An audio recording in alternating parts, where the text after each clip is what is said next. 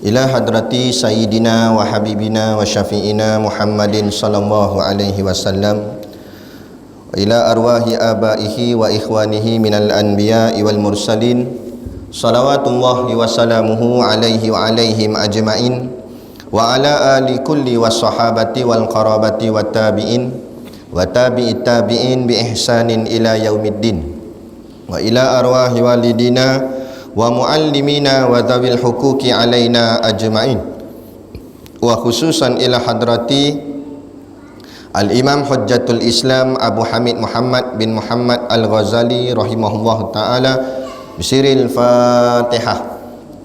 A'udzubillahi minasyaitonir rajim. Bismillahirrahmanirrahim. Alhamdulillahi rabbil alamin, arrahmanir rahim, maliki yaumiddin, iyyaka na'budu wa iyyaka nasta'in, ihdinas siratal mustaqim, siratal ladzina an'amta 'alaihim ghairil maghdubi 'alaihim waladdallin. Amin. Bismillahirrahmanirrahim. Alhamdulillahi rabbil alamin, wassalatu wassalamu ala asyrafil anbiya'i wal mursalin, sayyidina Muhammad wa ala alihi wa sahbihi ajma'in.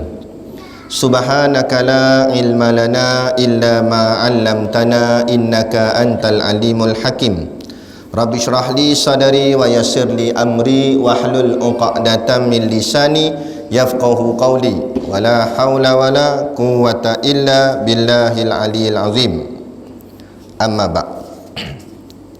Alhamdulillah, kita sama-sama panjatkan syukur kehadaratillah subhanahu wa ta'ala yang dengan limpah dan kurnianya diizin oleh Allah subhanahu wa ta'ala kepada kita pada malam ini untuk sama-sama kita menyambung lagi kuliah pengajian kita, iaitulah kitab Ayyuhal Walad, yang artinya dalam bahasa Melayu, wahai anakku yang tercinta.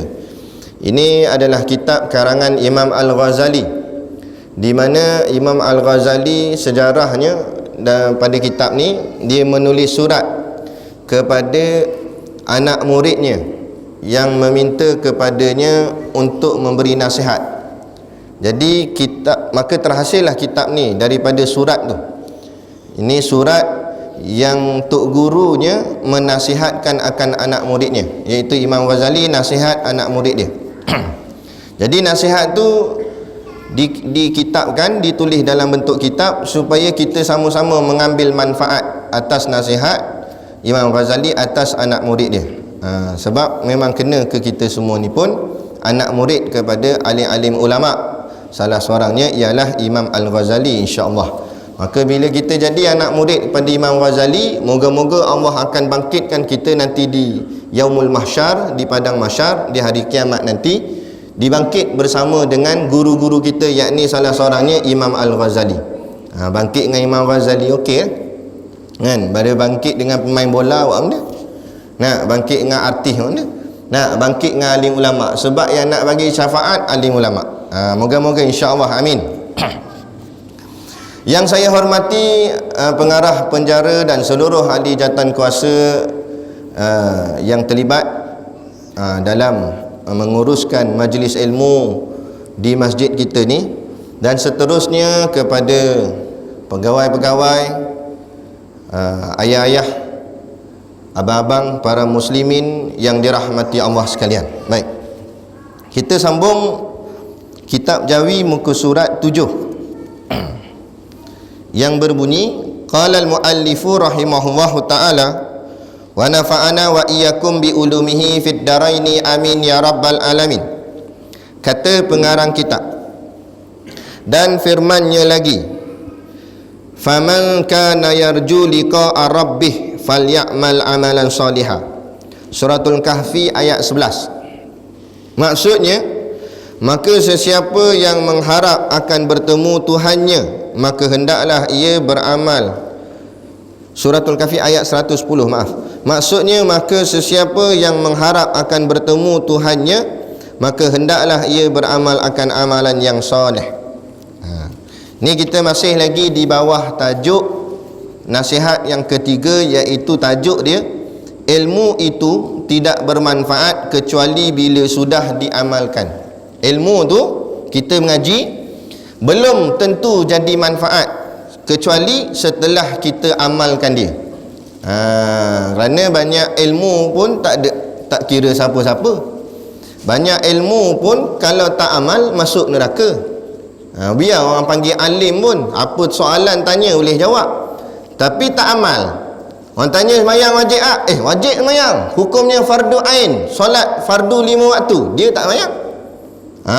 Jadi dia masuk neraka. Bukan pasal masalah. Yang nak dikira pahala dosa ni bukan ilmu, amal. Yang nak boleh pahala tu amal. Bila tak beramal dan bercanggah dengan amalan syariat Islam, maka berdosa.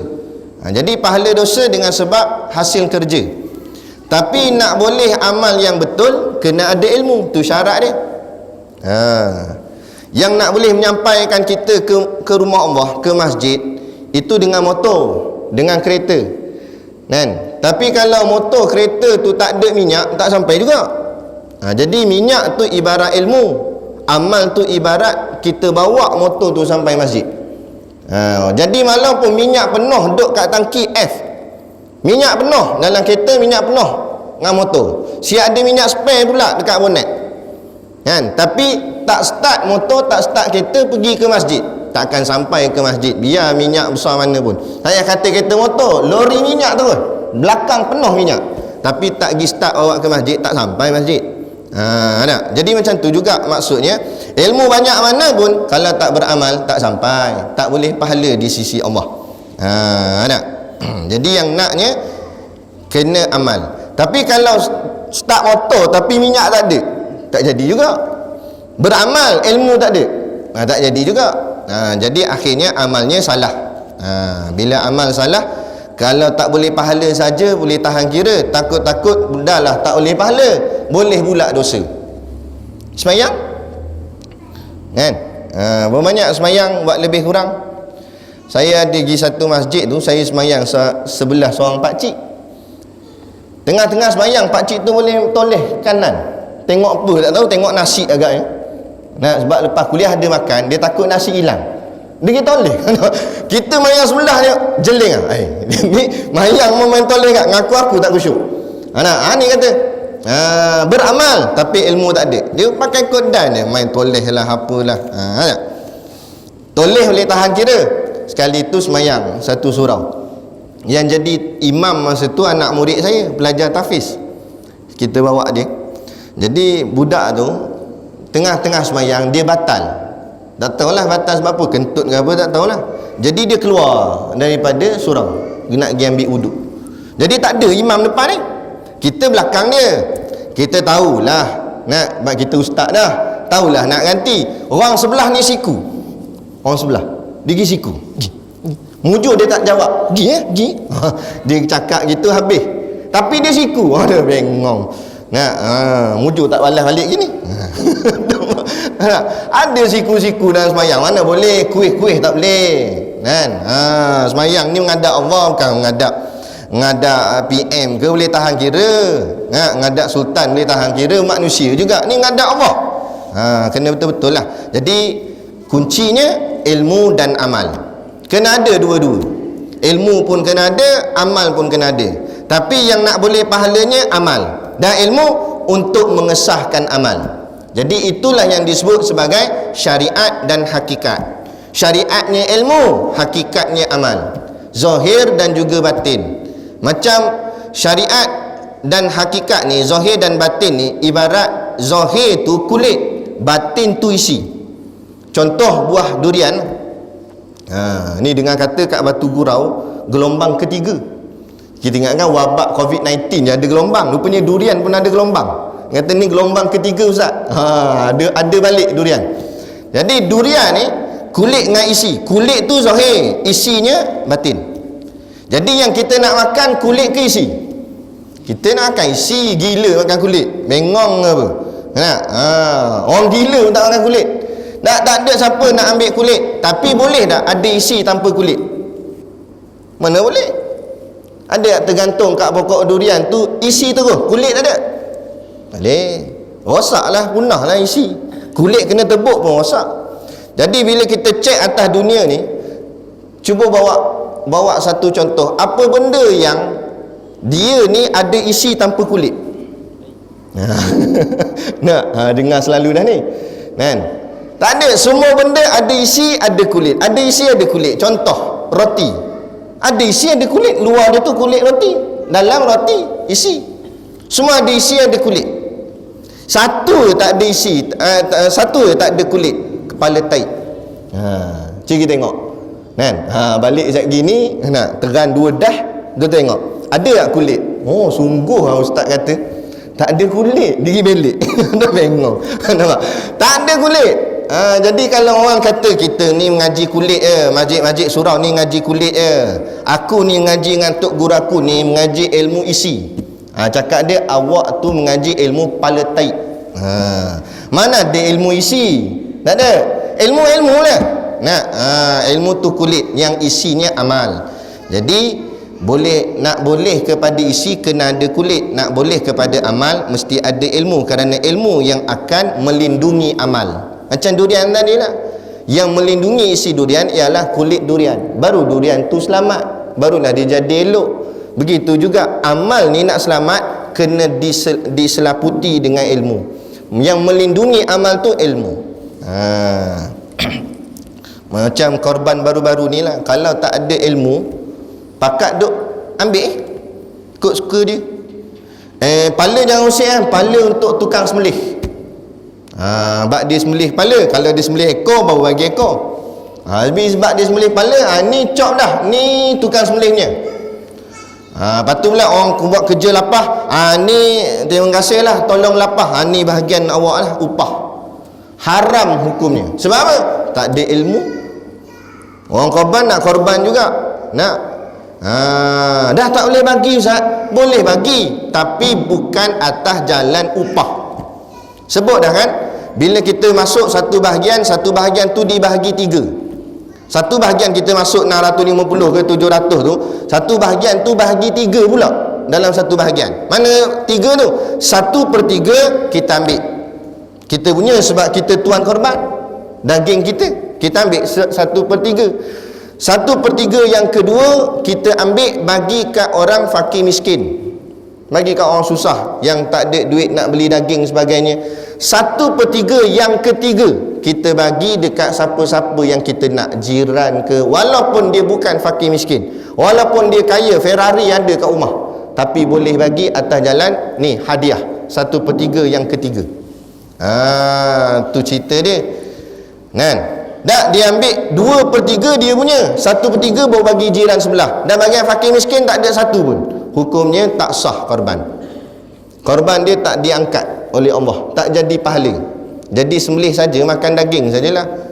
Makan je lah daging, buat beef stick kan. Tapi tak dapat apa-apa lah.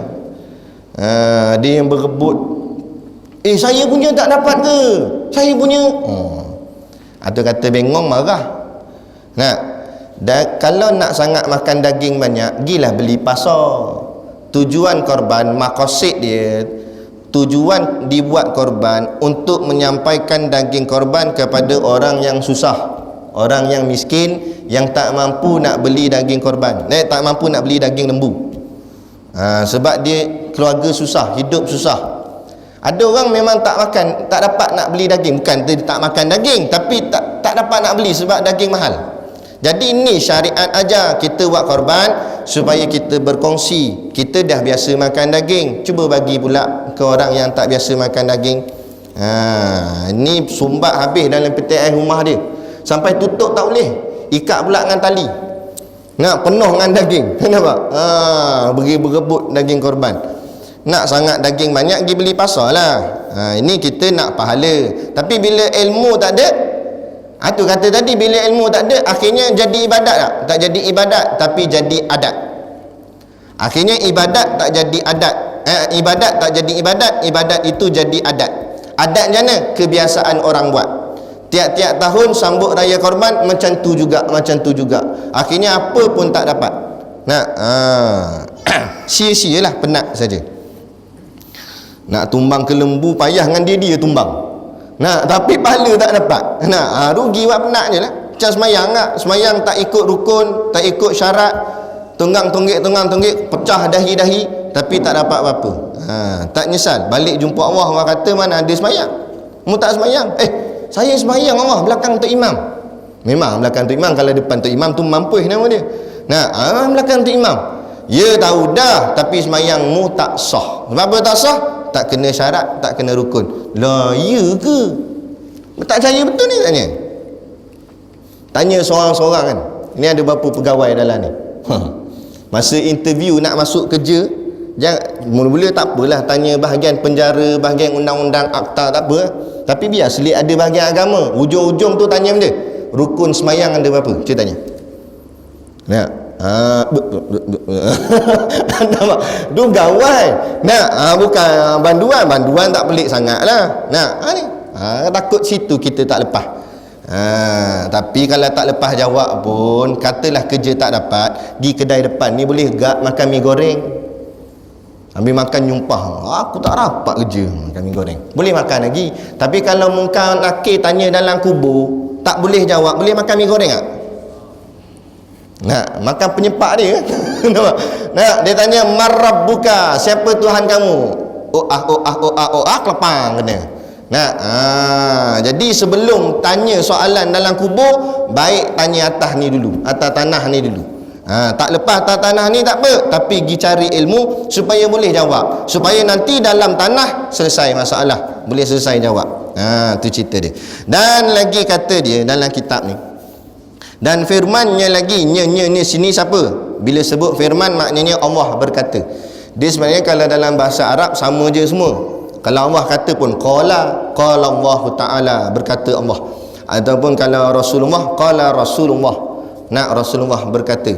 Ataupun qala Ibni Abbas, sahabat Nabi pun berkata. Semua pakai perkataan qala, berkata.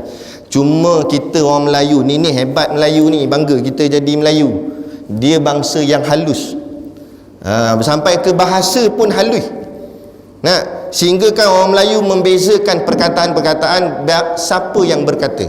Bila Allah berkata, dia tak guna perkataan berkata, dia tulis firman Allah. Padahal kalau dalam bahasa Arab, qala juga. Kalau Rasulullah kata sabda Nabi, dia pakai perkataan sabda. Padahal sabda firman maksudnya sama, berkata. Kalau ulama pula berkata, kadang-kadang tu dia kata asar ulama, ataupun ialah seorang tok guru, masyayikh, berkata hukama dan sebagainya. Jadi itulah adab. Tak ada masalah kalau kita nak kata Allah kata pun tak ada masalah. Cuma bahasa Melayu ni halus lagi, dia sebut firman. Dan firmannya lagi maknanya Allah berkata di dalam suratul Kahfi ayat 110. Ayat yang akan menyelamatkan kita daripada fitnah Dajjal. Sebelum tidur baca lah kan, 10 ayat pertama Al-Kahfi dengan 10 ayat terakhir Al-Kahfi. Nak hafal seluruh Al-Kahfi tu panjang, ambil 10 depan 10 belakang. Tak boleh nak hafal serentak, ambil satu ayat satu hari. Ayat yang pertama hafal sehari, hari ni dulu. Esok hafal ayat kedua. Cukup 10 hari 10 ayat dapat dah. Tambah lagi 10 hari ayat belakang pula. Jenuh Ustaz. Satu ayat pun payah satu hari. Kalau macam tu seminggu. Satu ayat satu minggu. 10 minggu dapat 10 ayat. Payah agak Ustaz seminggu. Dah tu sebulan. Satu ayat sebulan. Payah juga, tumbuk atas muka. Yang tu pun payah. Tapi nak masuk syurga, cik.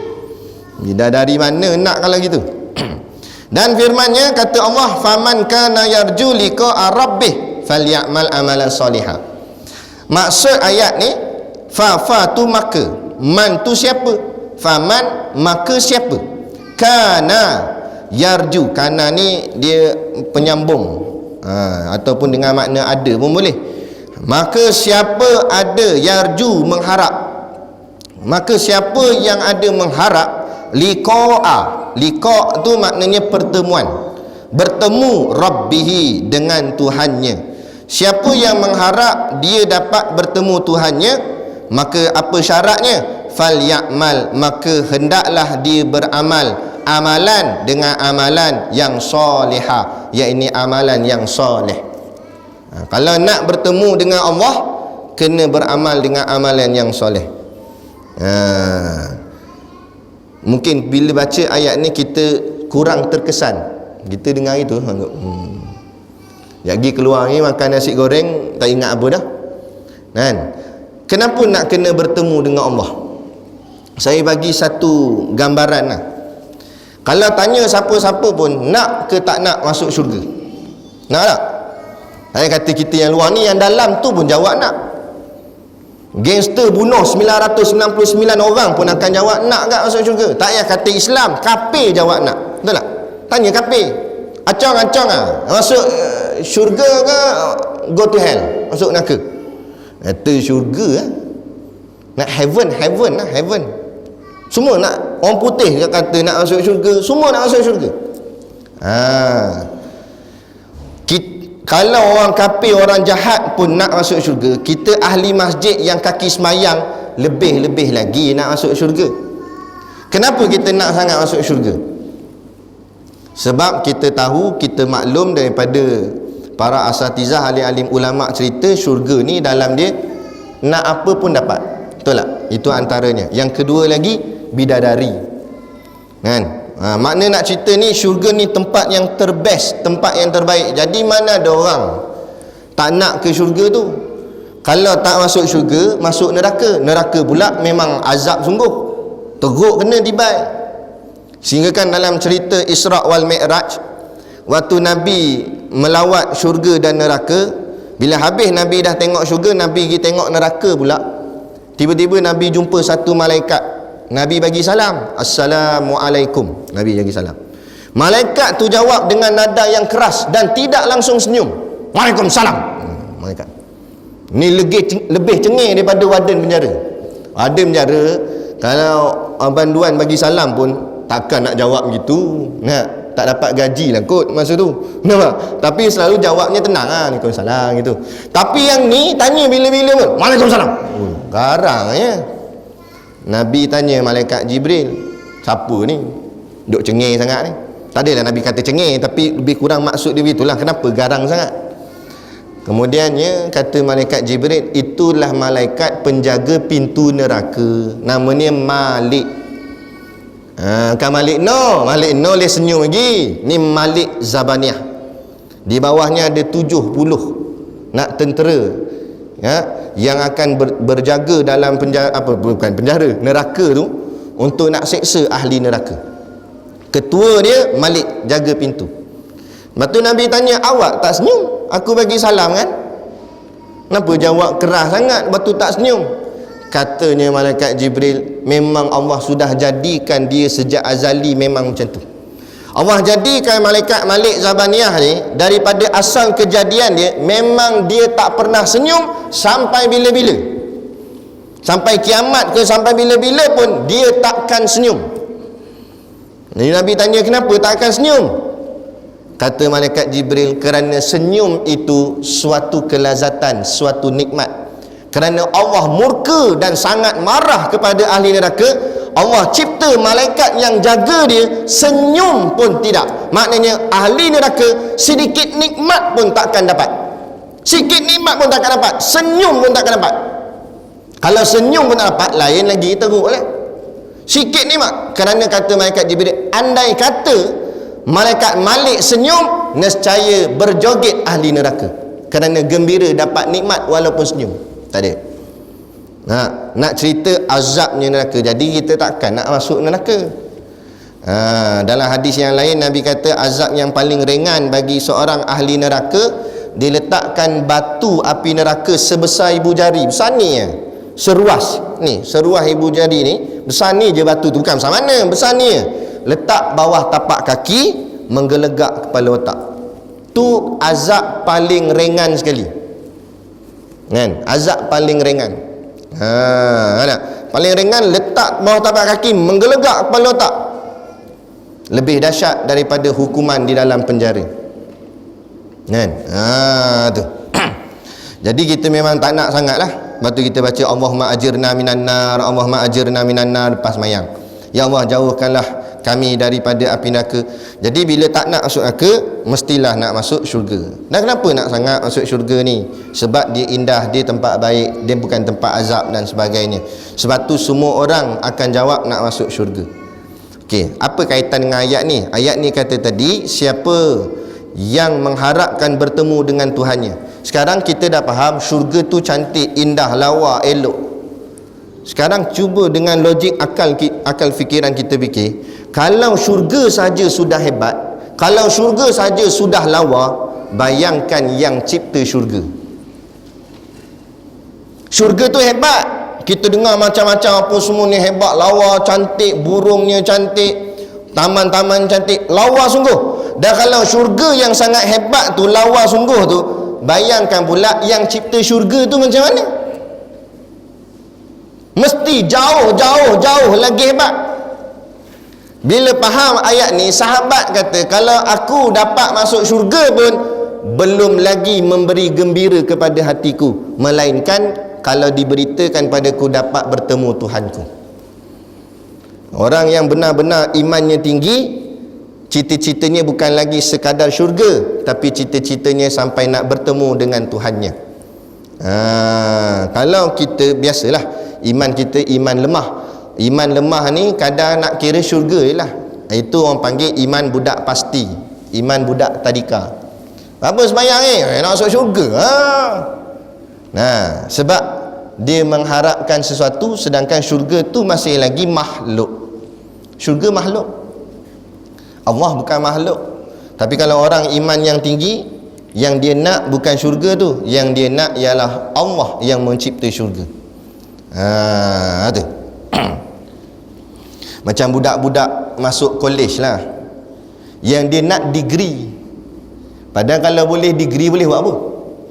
Kalau tak boleh kerja, tak ada makna kat degree. Biar degree sampai 4 sijil sekalipun, penuh sijil, tingkat-tingkat sijil, ni panggil ni semua degree ni, master, PhD.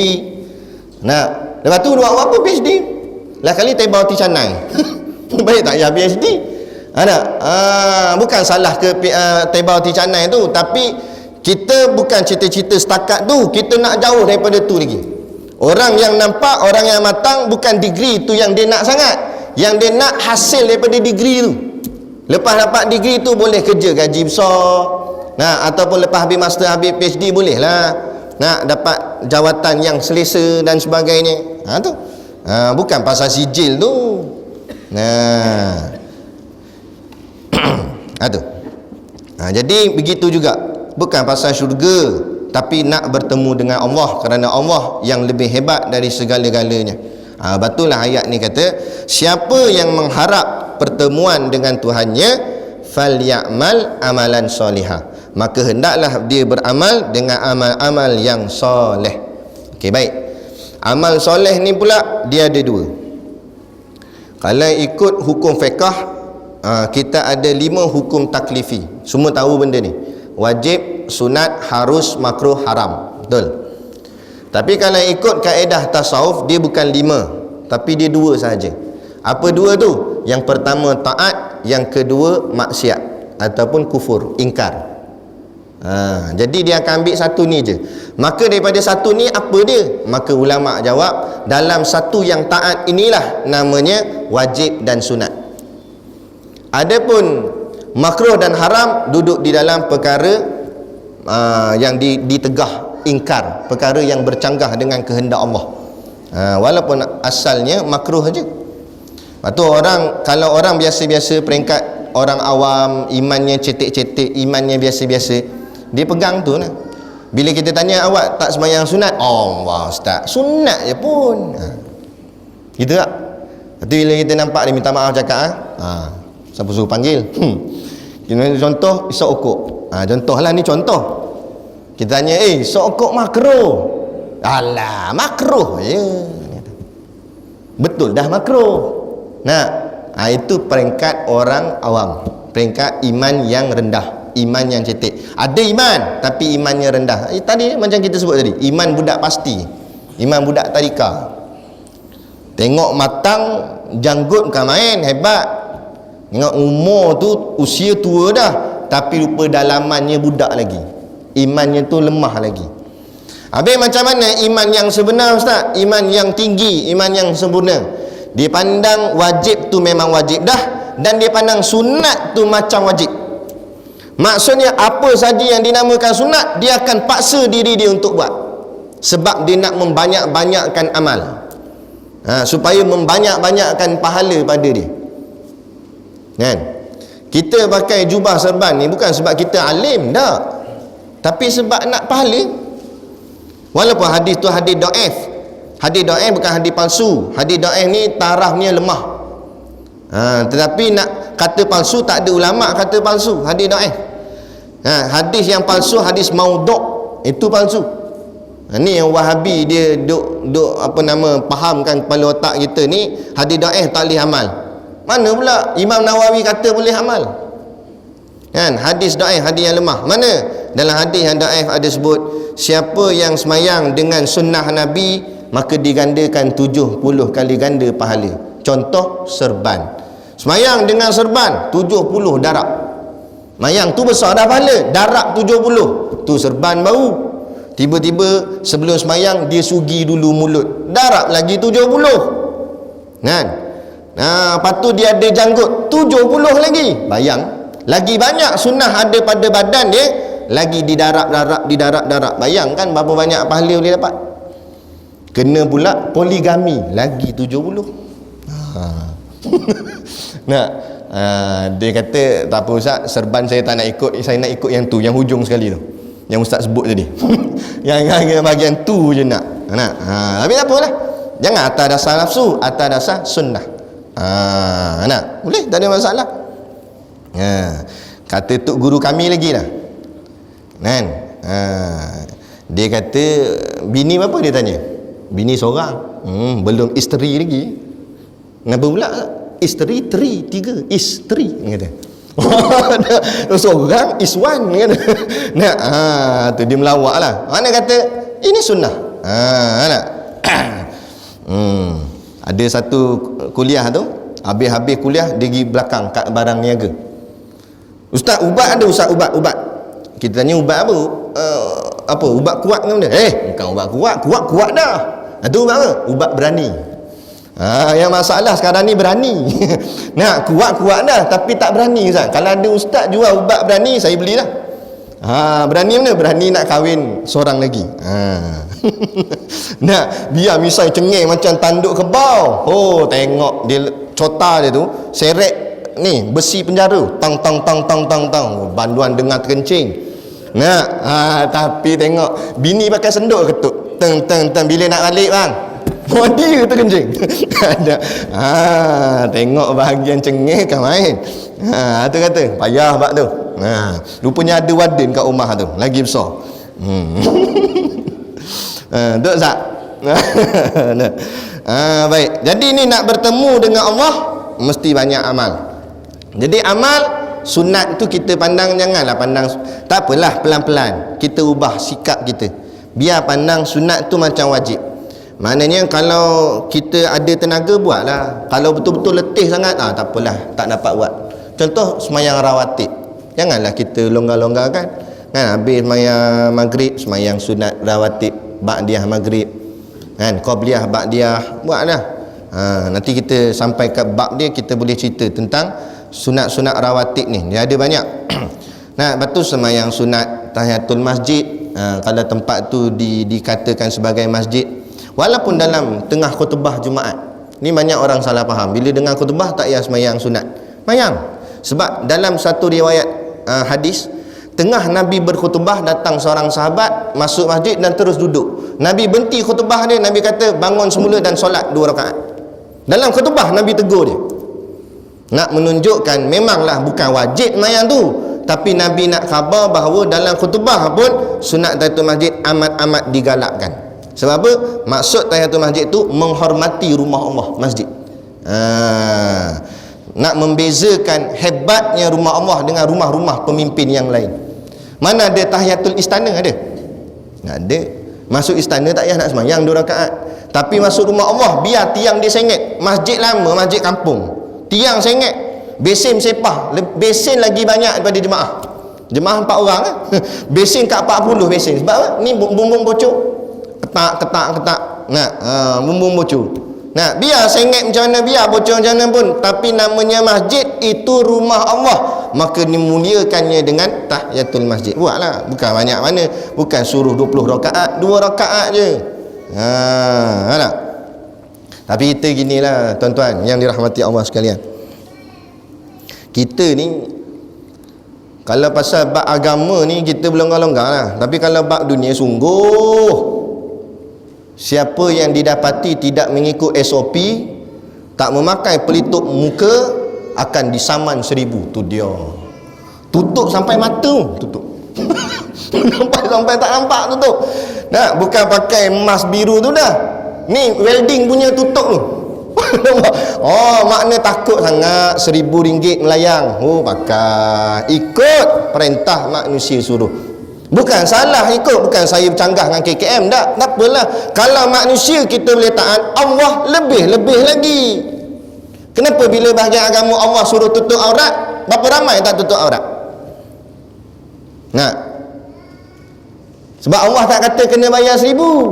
Allah kata akan diazab dalam api neraka. Dia tak nampak api neraka, patut tak takut.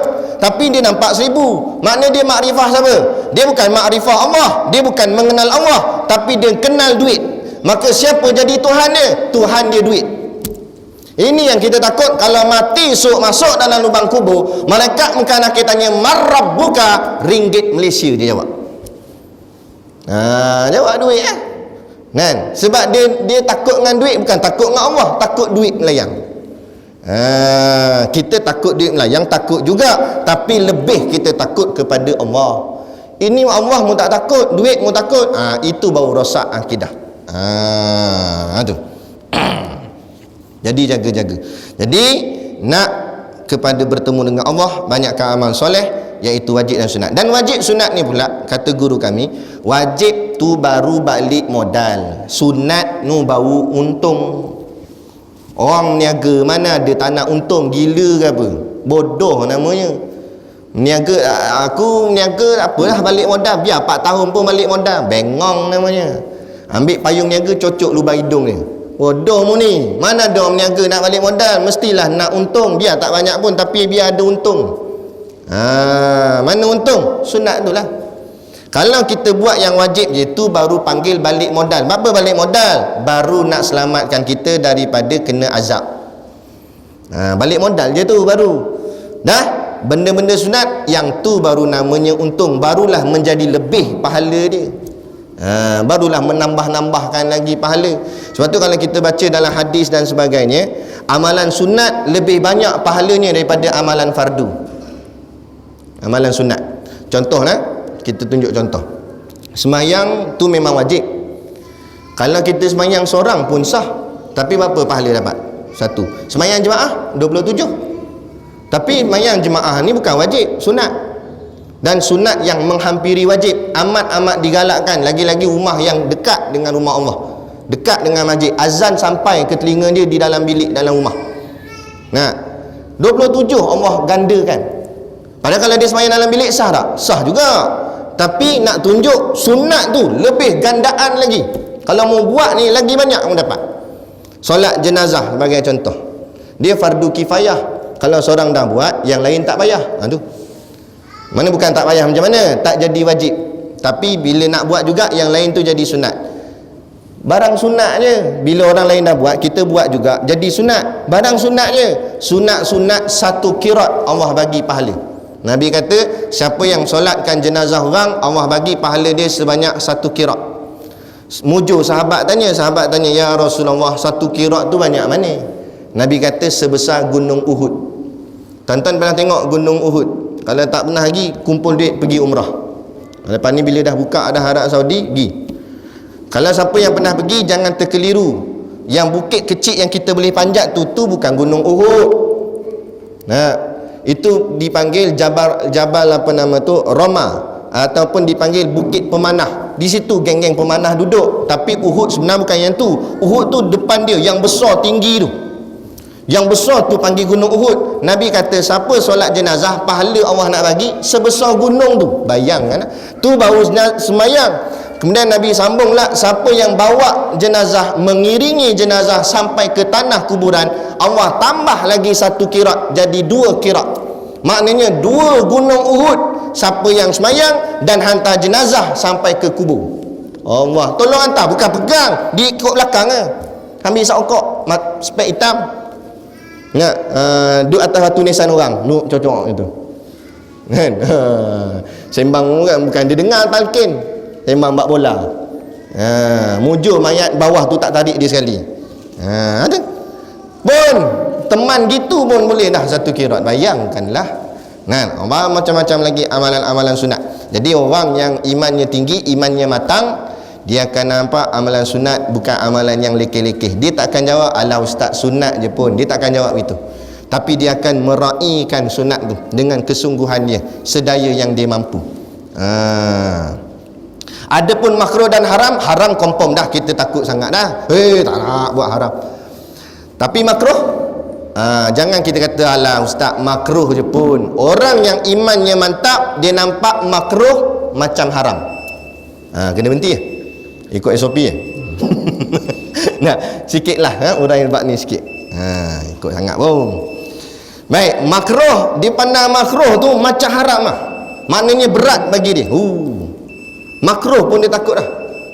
Kita masih lagi berlonggar-longgar dengan makruh. Betul dah dalam hukum fiqh kata makna makruh buat tak dapat apa-apa, meninggalkannya boleh pahala. Betul. Tapi makruh termasuk dalam perkara yang ditegah. Kerana apa? Makruh tu asal kataannya karaha. Dia ejaannya mim kaf roha, makruhun. Kan? Asal kataannya 3 huruf je, kaf roha, karaha. Boleh buka kamus Arab. Apa makna karaha? Makna karaha benci. Makruhun isim fa'il yang kena benci. Maknanya itu yang kena benci. Orangnya tu kena benci oleh Allah. Walaupun dia tak dikenakan dengan hukuman dosa, tapi Allah benci kat dia. Alah, kita fikir dengan logik lah. Kalau Allah benci kat kita, macam mana doa kita? Macam mana ibadat kita? Agak-agak Allah nak terima. Bila orang ni dipandang benda tu Allah berat-berat kata, dia akan cuba meninggalkan walaupun makruh. Kalau makruh kita boleh tinggal, insya-Allah haram lagi jauh daripada kita. Nah, tapi bila kita berlonggar-longgar dengan makruh, takut-takut esok-esok terselit 2-3 haram. Alah, sekali-sekala. Contoh solat lambat-lambat hukumnya makruh. Taklah sampai haram. Lambat-lambat tu makruh. Tapi dah jadi biasa, dah jadi habit. Semayang lambat. Lalah kali tak semayang tu laku. Akhirnya akan tak semayang terus. Akhirnya dia tak rasa bersalah langsung. Orang yang ada takwa, dosa kecil ibarat macam bukit hempuk atas kepala. Kan? Itu baru dosa kecil. Kalau dosa besar lagi. Nah, itu orang yang ada takwa dalam hati. Jadi kita biarlah begitu. Biar ada perisai. Macam ni, bukanlah nak suruh pakai jubah 2 lapis tak, tapi nak buat contoh. Bila ada 2 lapis, bila kena lecak, dalam tak kena. Begitu juga yang luar ni ibaratnya barang sunat, ataupun kita berjaga dengan soal makruh. Jadi kalau terkena pun, contoh kata guru kami, siapa yang kuat jaga sunat dia, insya-Allah wajibnya terpelihara elok. Sebab apa? Kalau dia terlewat ataupun orang cakap terleka, terlalai pun, yang dia terlalai tu benda sunat. Tapi wajibnya masih lagi selamat. Tapi kalau sunat pun langsung tak ada, takut-takut bila Allah uji dengan ujian berat, wajib dia yang tak selamat. Allah akan uji kita sentiasa. Mungkin tak hari ni, esok, tak esok, lusa. Kan? Lagi-lagi yang banyak cakap macam saya, lagi kuat Allah uji. Kan? Tu. Jadi ini dia. Jadi amalan-amalan yang soleh itu akan membawa kita bertemu dengan Allah, yang ni wajib dengan sunat. Dah harus tak? Macam mana harus? Okey, harus ni buat pun tak apa, tak buat pun tak dapat apa-apa. Buat pun tak dapat pahala, tak buat pun tak dapat dosa. Itu barang harus. Contoh harus apa dia? Mandi harus. Mandi harus, makan harus, minum harus. Tak kira lah apa benda kita buat, tidur harus. Tu semua barang-barang yang dipanggil al-a'radul basyariyah. Perbuatan-perbuatan manusia biasa. Itu semua masuk dalam kategori harus. Harus pun ulama kata tinggalkan. Tinggal? Habis tak payah mandi, tak payah makan? Bukan. Tapi ubah harus itu menjadi sunat. Macam mana ubah harus jadi sunat? Makan bukan kerana lapar, makan bukan kerana lazat, tapi makan kerana Allah. Nah, baru boleh pahala. Setiap suap boleh pahala, setiap suap boleh pahala. Macam mana makan kerana Allah? Makan kerana nak ibadat lah. Sehingga kan dalam kitab-kitab tasawuf ada ulama cerita, dia ambil sesuap nasi, dia cakap dengan nasi untuk wali. Dia cakap dengan nasi, dia kata, nasi, kalau aku tak makan hang, aku tak larat nak semayang sebab kesihatan terganggu. Jadi aku makan ni sebab nak elakkan penyakit, supaya aku boleh ibadat kepada Allah. Ngap dia makan. Lepas tu dia tengok perut dia, sakit lagi tak? Sakit lagi, dia ambil lagi nasi, dia cakap lagi benda sama. Dia pun buat. Dah suap 2 nasi, tiba-tiba perut dia tak sakit dah, dia berhenti. Dia berhenti. Kan? Kalau kita nasi. Sedapnya kau ni. Nampak? Aku tak cukup ni. Nah, tu kita bukan wali, kita kuali. Tapi tak apalah, pelan-pelan. Baru tak apalah, makan sepinggan pun, tapi janganlah terlampau tamak. Kan? Kalau makan buffet, kadang perangai orang kita ni kadang. Bila makan buffet, dia tengok ayam tu tinggal 3 ketul. Dia tulis belakang beratur panjang lagi. Beratur pula kena jarak-jarak. Dia tengok, panjang lagi. 3 ketul ayam. Kalau aku ambil 1 tak cukup ni rasa. Ambil 3 sekali. 3 sekali. Kawan belakang nganga. Tak dapat. Jahatnya perangai. Tak? Kita ambil 1 dah lah. Orang belakang bagi 1, orang belakang bagi 1 lagi. Tak? Tu. Kalau kita lebih baik lagi, ada ihsan dalam diri kita, tak payah kata ambil 1, tak ambil langsung. 3 tu tak ambil, tak sentuh. Kita kata aku ada hak boleh ambil 1 ketul ayam ni. Tetapi tak apalah, aku nak bagi kat orang belakang. Jadi sedekah, boleh pahala. Kawan tu makan, jadi darah daging, kawan tu semayang, dia boleh pahala sebab hasil daripada ayam yang disedekah. Dia kira sedekah. Sebab dia ada hak untuk ambil, tapi dia niatkan bagi orang belakang.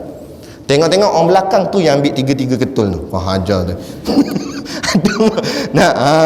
Jadi itu banyakkan amal soleh, insya-Allah dapat bertemu dengan Tuhan. Tak payah, kalau dapat temu Allah, syurga jauh lebih lagi lah, confirm dapat lah. Kita biar target tu tinggi, kata guru kami, biar target tu tinggi. Ini tanya cita-cita nak ngaji sampai mana? Saya PT3 tak apa dah, bongkok namanya. Biarlah tinggi. SPM tak apa dah, nak biar tinggi. Biar walaupun kita memang nampak bengong, orang tanya 5 tambah 5, dia jawab 8. Tapi tanya cita-cita nak ngaji sampai mana? PhD. Biar orang gelak pun bodoh. 5 tambah 5 pun tak kira nak PhD. Tak apalah, biar tinggi.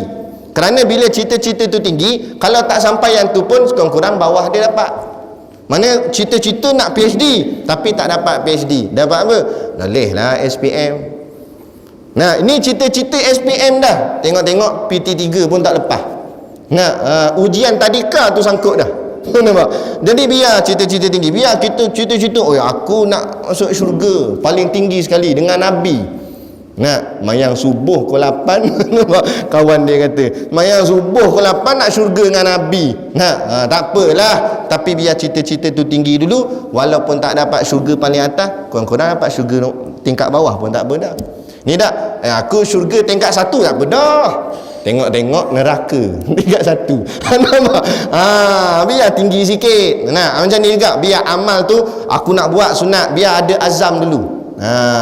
Soal tak boleh nak buat, tak apa lagi. Itu Allah yang maha pemurah lagi maha penyayang.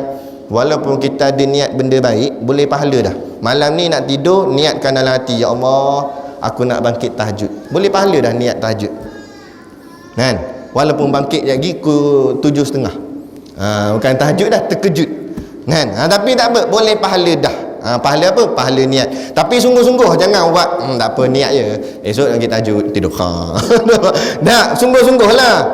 Biar ada, kurang-kurangnya ada azam. Itu yang membolehkan kita banyak amal. Dengan banyak amal tadi boleh banyak pahala. Dengan banyak pahala tadi dapatlah kita bertemu dengan Tuhan kita, insya-Allah. Moga-moga kita yang ada pada malam ni diizinkan Allah dapat bertemu dengan Tuhan kita semua, insya-Allah. Jadi kita berhenti setakat ni dan kita akan sambung. Dan firman-Nya lagi, satu ayat je baca malam ni. Dan firman-Nya lagi, jazaan bima kanu yaksibun. Baik. Jadi macam biasa dekat depan masjid sini ada produk perniagaan untuk menampung sekolah pondok dan juga tahfiz kami. Tu masih ada. Jadi kita ada bawa produk istimewa. Nah, iaitu telur masin. Telur masin daripada telur itik. Ini bukan calang-calang itik, ni itik ngaji pondok ni itik. Nampak? Tadi kalau mengaji tak berapa nak faham, cuba telan. Tak faham juga telan dengan kulit-kulit. Itu telur itik pondok. Jadi insya-Allah niatlah membeli sambil menderma untuk bantu perjuangan sekolah-sekolah agama, khususnya di tempat kita negeri Perak ni, supaya dapat menghasilkan pelapis-pelapis ulama yang akan terus membimbing hal-hal agama kita di dalam negara kita, khususnya negeri kita insya-Allah. Jadi sekadar tu pada malam ni saya mohon maaf sekiranya terkasar bahasa atau mengguris hati mana-mana pihak, apapun yang kita sampaikan untuk mendekatkan diri kita kepada Allah Subhanahu wa taala insya-Allah. Jadi sekadar tu, wabillahi taufik wal hidayah. Assalamualaikum warahmatullahi wabarakatuh. A'udzu billahi minasyaitonir rajim. Bismillahirrahmanirrahim. Alhamdulillahirabbil alamin wassalatu wassalamu ala asyrafil anbiya'i wal mursalin sayyidina Muhammad wa ala alihi wa sahbihi ajmain. Allahumma taqabbal minna salatana wa du'aana innaka antas samiul alim wa tub alaina innaka antat tawwabur rahim. Allahumma ja'al dinana dinan nabi Muhammadin sallallahu alaihi wasallam wa islamana islamal muslimin wa imanana imanal mu'minin wa salatana salatal khashiin wa a'malana a'malas salihin wa niyatana niyatan mukhlisin wa dhunubana ya Allah dhunubal mustaghfirin wa hayatana hayatal ulama wa mautana bimauti syuhada wa adkhilnal jannata ma'al anbiya'i alaihimus salatu wassalam. Rabbana atina fid dunya hasanah wa fil akhirati hasanah wa qina azaban nar wa qina azaban nar wa qina azaban nar. Wassallallahu ala khairi khalqihi sayyidina Muhammad wa ala alihi wa sahbihi wasallam. Subhana rabbika rabbil izzati amma yasifun. Salamun ala mursalin walhamdulillahi rabbil alamin. Amin ya rabbal alamin. Taqabbalallahu minna wa minkum. Takbir.